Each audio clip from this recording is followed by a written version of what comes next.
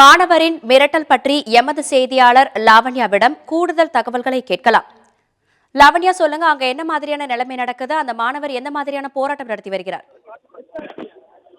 அதாவது சென்னை பல்கலைக்கழகத்தில் கடந்த 2 மாதங்களுக்கு முன்பாக பல்கலைக்கழகத்தில் இருக்கக்கூடிய பொது பொது நிர்வாகத்துறை பேராசிரியர் ராம மணிவண்ணனை இடைநீக்கம், அதாவது அவரை துறை தலைவர் பதவியிலிருந்து நீக்கியது.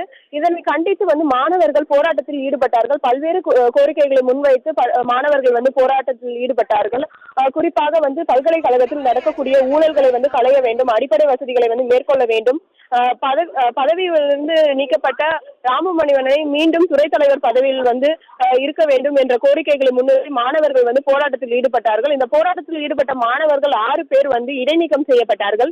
இடைநீக்கம் செய்யப்பட்ட மாணவர்களை உடனடியாக கல்லூரிக்கு அனுமதிக்க வேண்டும். அவர்களை வகுப்புகளுக்கு வர வேண்டும். அதே போல அவர்களுடைய படிப்பை தொடர முயற்சிகளை பல்கலைக்கழக நிர்வாகம் மேற்கொள்ள வேண்டும் என்ற கோரிக்கையை முன்வைத்து தற்பொழுது 2ஆம் ஆண்டு மாணவர், அதாவது பொது நிர்வாகத்தின் 2ஆம் ஆண்டு மாணவர் ராஜ்குமார் தற்கொலை முயற்சியை மேற்கொண்டு வருகிறார். இது அண்ணா நூற்றாண்டு விழா கட்டிடத்தின் மீது ஏறி, சென்னை பல்கலைக்கழகத்தின் நூற்றாண்டு விழா கட்டிடத்தின் மீது ஏறி அவர் தற்கொலை முயற்சிக்காக தற்பொழுது மிரட்டல் விடுத்து வருகிறார். அது மட்டும் இல்லாமல் அவர் கையில் மண்ணெண்ணெய் ஊற்றியும் அவர் மிரட்டல் ஈடுபட்டு வருகிறார். அவரிடம் மாணவர்களும் அதே போன்று பல்கலைக்கழகத்தில் இருக்கக்கூடிய பேராசிரியர்களும் ஊழியர்களும் பேச்சுவார்த்தை நடத்தி வருகிறார்கள். இருந்த போதிலும் அவர் எந்த விதமான சமாதான முடிவுக்கும் வரவில்லை. தொடர்ச்சியாக அதாவது பல்கலைக்கழக பதிவாளர் மற்றும் துணைவேந்தர் இருவரும் தன்னிடம் தங்களுடைய கோரிக்கைகளை ஏற்று மாணவர்களை மீண்டும் கல்லூரிக்கு வருவதற்கான முயற்சிகள் மேற்கொள்ள வேண்டும் என்ற கோரிக்கையை முன்வைத்திருக்கிறார்கள். அதே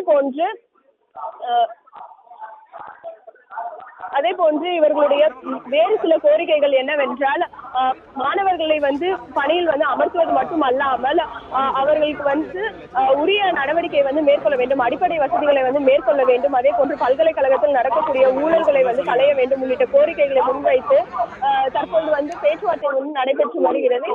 இந்த நிலையில் காவல்துறையினரும் ஒலிபெருக்கி மூலமாக அந்த மாணவனுடன் பேச்சுவார்த்தையில் ஈடுபட்டு வருகிறார்கள். குறிப்பாக இந்த மாணவனுடைய கோரிக்கையை உடனடியாக பல்கலைக்கழகம் ஏற்காவிட்டால் நான் மாடியிலிருந்து கீழே விழுந்து விடுவேன் என்ற ஒரு எச்சரிக்கையும் இந்த மாணவன் முன்வைத்து வருகிறான். குறிப்பாக இங்க இருக்கக்கூடிய மாணவர்களை பொறுத்தவரையில் தொடர்ச்சியாக இது போன்று கல்லூரி நிர்வாகம் மாணவர்களுக்கு எதிரான செயல்களில் ஈடுபட்டு வருவதாக குற்றச்சாட்டை முன்வைத்து வருகிறார்கள். குறிப்பாக 6 மாணவர்கள் இதன் காரணமாக இடைநீக்கம் செய்யப்பட்டார்கள் போராட்டத்தின் போது. அந்த இடைநீக்கம் செய்யப்பட்ட மாணவர்கள் தற்பொழுது உயர்நீதிமன்றத்தில் வழக்கு தொடுத்து உடனடியாக தங்களை மீண்டும் வகுப்புகளை உள்ளே அனுமதிக்க வேண்டும் என்ற கோரிக்கை முன்வைத்திருக்கிறார்கள். குறிப்பாக கார்முகில், சதீஷ் உள்ளிட்ட 6 மாணவர்கள் இடைநீக்கம் செய்யப்பட்டார்கள். உங்களுடைய தகவல்களுக்கு நன்றி லாவண்யா.